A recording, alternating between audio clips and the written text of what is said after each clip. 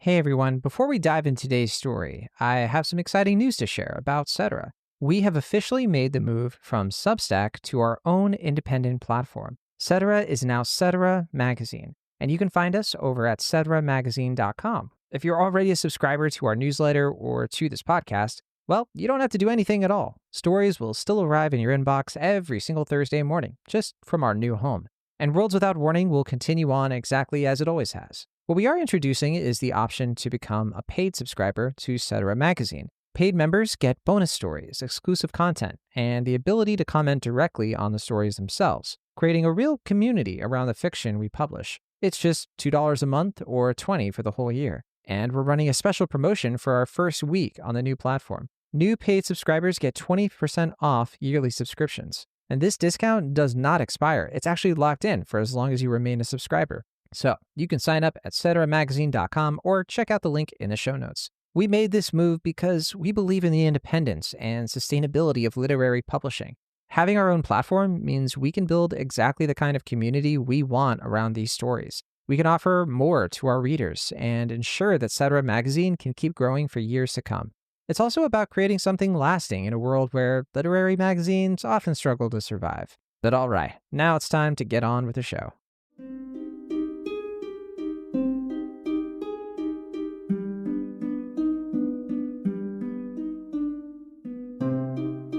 Welcome back to Worlds Without Warning. I'm Jon Negroni, and this is where original fiction comes alive through the voices of their creators. Each week, we bring you brand new short stories that explore unexpected territory and keep you guessing until the very end. Today's story is called End of the Line, and it's a thriller set on Chicago's Blue Line during the late night shift. The story follows Lily, a train conductor working the overnight route when a mysterious voice breaks through an old radio frequency with a chilling message. The conductor has to solve a deadly puzzle while managing a moving train full of passengers, all while working within and sometimes against the system she's sworn to follow. It's a story that asks, when the rules fail you, do you break them to save lives? After I read the story, I'm going to talk about the research that went into getting the transit details right, the challenge of writing escalating tension in real time, and why I think the best thrillers are really about character transformation under extreme pressure. As always, you can find the written version of this story along with many others over at ceteramagazine.com. And with that, here is End of the Line.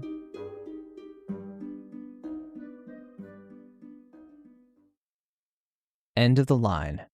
Written by Jon Negroni. Edited by Natalia Emmons. Read aloud by Jon Negroni.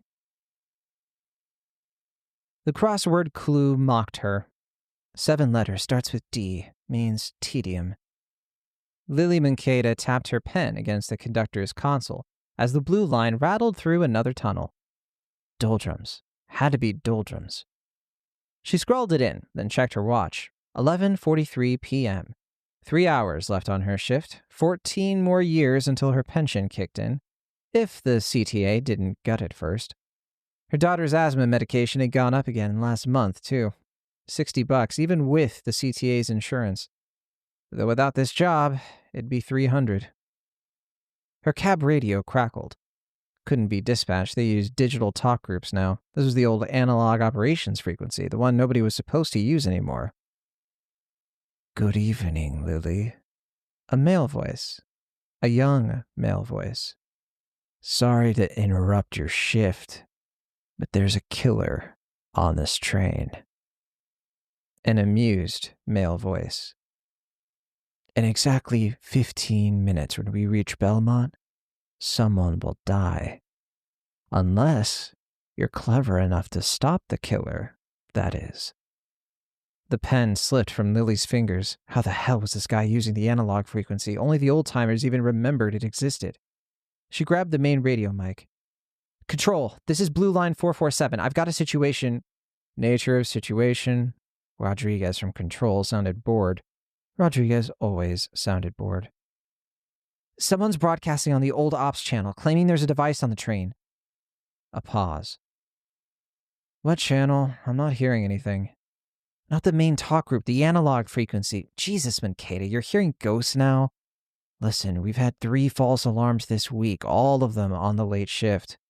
Keep rolling. We'll have security do a sweep at Belmont if it makes you feel better. The line went dead. Lily stared at her radio, jaw clenched. Belmont was 4 stops away, less than 15 minutes if she kept schedule. Exactly what he'd said. And Belmont was one of the busier late-night stops, plenty of bars nearby, plenty of side streets to vanish down. The analog channel crackled again. Rodriguez doesn't believe me. Do you believe me, Lily? Her blood chilled. He knew her name, knew Rodriguez was on shift, knew her old frequency. This wasn't random. Here's a clue for you, since you like those. 4-letter word for death. I'm in it.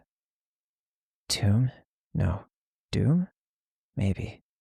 Her mind raced through possibilities while her hand stayed steady on the controls.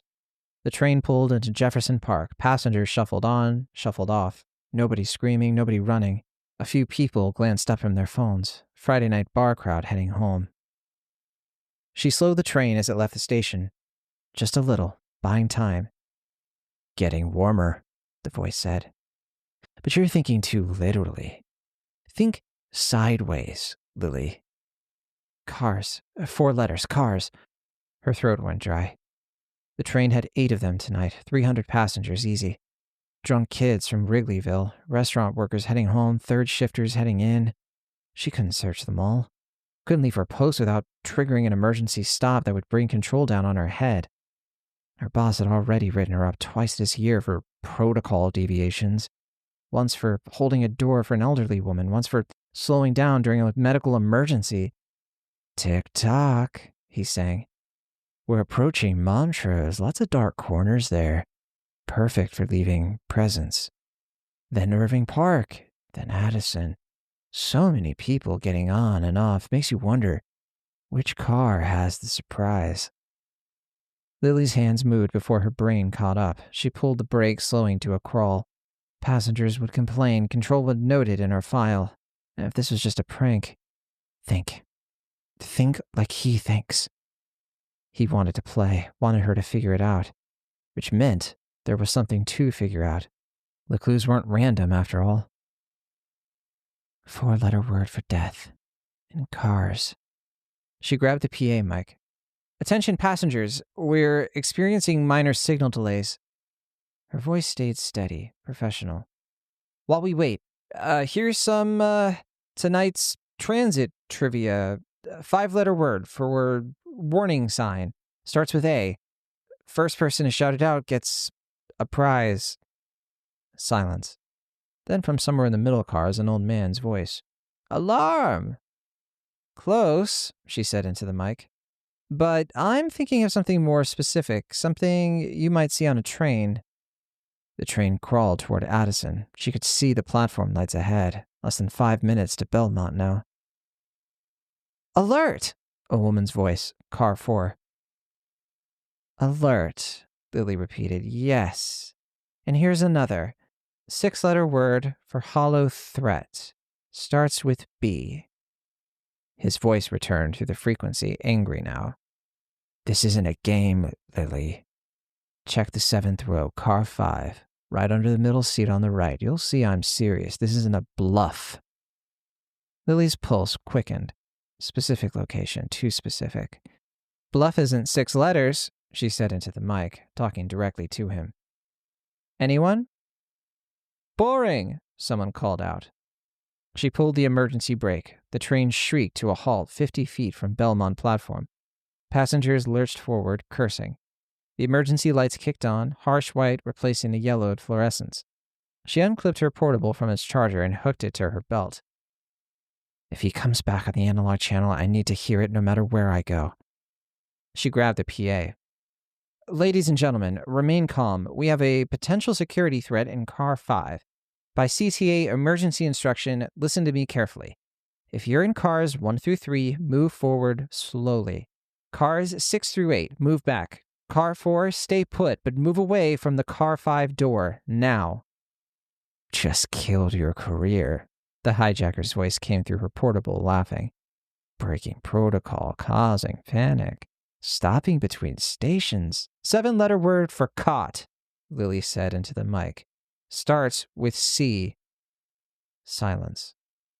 She left the conductor's booth, ignoring every rule she'd memorized in training. The connector between car 3 and 4 was packed with confused passengers. She pushed through them. Anyone seen someone with a radio? A handheld, probably. Anyone acting strange? A young guy, maybe 20, pointed toward car 5. A guy in a socks cap was messing with something under the seats. It had some kind of box and, yeah, a radio. Then he went toward the back. Lily thumbed the transmit on her portable. Control, I need police at Belmont, now. 447, you are stopped between stations without authorization. Suspicious device mid-car and 5. Underseat package, manual inspection needed, following emergency SOP for credible threats. She pushed into car 5, 7th row, middle seat on the right. There it was, a metal box. The wires were visible, duct-taped under the seat. Her maintenance training kicked in. The wires weren't connected to anything. No power source, no explosive material she could see, just a tangle of electronics meant to look dangerous. So it was basically a prop, but real enough to cause a stampede if passengers see it. Through the window to car 6, she saw him, socks cap, young face, maybe mid-20s, no longer smiling. He was trying the emergency exit, but those only opened when the train was at a platform where the doors aligned. He trapped himself by moving too far back. The end doors between cars 5 and 6 were already latched, and passengers had crowded the vestibule, blocking him in. He was boxed between the locked doors and the dead interlock on the side exit. Cornered, she announced into the radio. 7 letters. The portable hissed one more time. This isn't over. She switched it off. Sirens wailed in the distance. Lily walked back to her booth, legs shaking but steady. The main radio was going crazy with Rodriguez screaming about protocols, demanding explanations. She turned the volume down but left it on. Had to create a record. Her crossword was still there, almost finished. One clue left right at the bottom. 3-letter word for victory. She picked up her pen. The sirens got louder. Through her window, she could see uniforms flooding the platform, passengers evacuating calmly now that real help had arrived. The guy in the socks cap sat on the floor of car 6, hands behind his head, waiting. Rodriguez was still yelling through the radio something about suspensions and hearings and reviewing her entire record, and yeah, she'd probably get written up, maybe suspended without pay. The union would fight it, but she'd have a mark on her record forever. Harder to get shifts, harder to make rent, harder to pay for medication. But nobody died. Nobody even got hurt in a panic. She wrote 3 letters in the crossword. W-I-N. Then she sat back and waited for the chaos to arrive. That was end of the line. So the fun and the terror of writing a thriller of any sort is that, well, you do get to be the god of dread for a few pages, in this case. You set this trap, and then you wind the spring and you watch your character squirm. So this story actually kind of started with a bit of a daydream I had a few years ago while running a train on Switzerland. I was sitting there, pretty tired, and I was looking around at the fellow passengers, and I was thinking, what if someone just started talking to me over the radio? That was the first domino.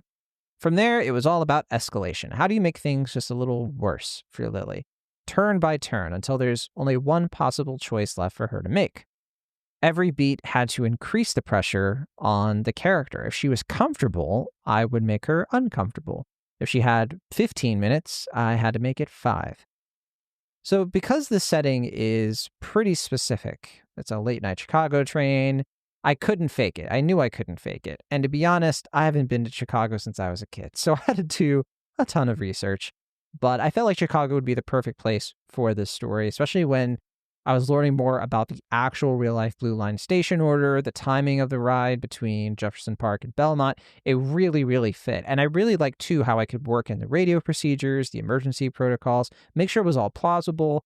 I have to imagine that more than a few CTA operators who, if they ever read this or listened to this, they would probably be itching to correct me on so many details. But, well, what are you going to do? I think that as long as this gets close to right and plausible and all that, I think that it can still do something for the reader in a positive way. I should say, too, that one of the later additions to this story was Lily's crossword habit. Funny enough, the initial readers who help us with the magazine, They were all surprised. They were like, wow, the crossword thing was like kind of a happy accident. It came at the very end, really tied everything together too for the story for me. And honestly, I knew I wanted it, like this one element to be something very human and mundane to kind of show off the quirkiness, like, or not even the quirkiness, just a quirk of the main character, a habit that kind of shows how she keeps herself awake through the doldrums of the night shift. So yeah, once I found that detail, the climax really wrote itself, and it really worked as a fun way to sort of seed that in from the very beginning and let it pay off in a way that makes sense. So for me, there's nothing better than when the solution to your thriller does feel like it's sitting in your character's pocket the entire time. I should talk a little bit about the style of this one. It is a bit different for me. I went with shorter sentences than usual, very clipped exchanges, a lot of white space. Definitely the sort of prose that speeds people along very fast. And, I wanted that to be kind of close to how Lee Child does this sort of thing, who's, of course, the master of this kind of thriller. And that was definitely an inspiration. And yeah, I mean, once we get to the ending where she quietly is like finishing the crossword and everything, for me, it was important to kind of slow it down a little bit, right? Because thrillers to me aren't just about stopping the villain. They're about what your character becomes in the process, right? Lily ends the story a little bit more awake to who she is. She's a little bit more dangerous to the system she works inside. And she has chosen action over inertia, even knowing it might cost her her job and her benefits, her daughter's medication. But honestly, that choice really defines her more than any backstory could. You can find End of the Line, its written version at least, over at ceteramagazine.com, where you can also subscribe for free to get new stories every Thursday, or become a paid subscriber and get bonus stories and other cool exclusive stuff. Everything we publish is edited by Natalia Emmons, who helped fine-tune the pacing in this one quite a bit and helped me with a little bit of the fact-checking too, for sure. There were 1 or 2 or 3 or 4 or 5 plot holes. Not 5 plot holes. There was like 2 plot holes that Natalia saved the day on for sure. And hey, don't forget, if you're listening to this when it initially comes out, we do have our launch promotion, 25% off yearly paid subscriptions for new members, locked in permanently. Check it out at ceteramagazine.com or in the show notes. Thanks so much for listening to Worlds Without Warning. Until next time, remember, sometimes the most heroic thing you can do is trust your instincts and break the rules when lives are on the line. Keep watching for those moments when ordinary people become extraordinary. And remember that courage isn't the absence of fear, it's action in spite of it.